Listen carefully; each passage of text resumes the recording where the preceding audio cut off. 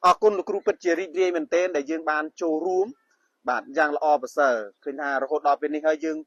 miền hay địa dương có vấn đề tịnh nè nè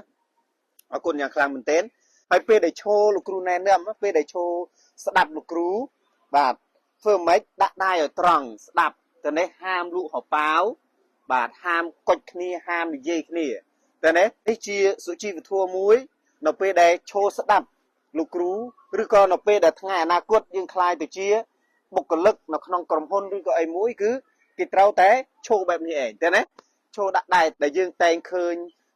នៅតាមស្ថាប័នមួយយើងតែងឃើញនៅតាមរូបភាពដែលគេបង្ហោះនៅក្នុងបណ្ដាញសង្គមអីជាដើមណាអានេះជាចំណុចល្អ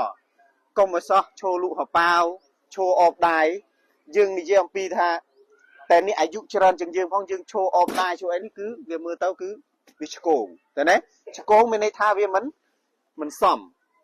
បាទបើយើងធ្វើឲ្យសមគឺមានន័យថាម៉េច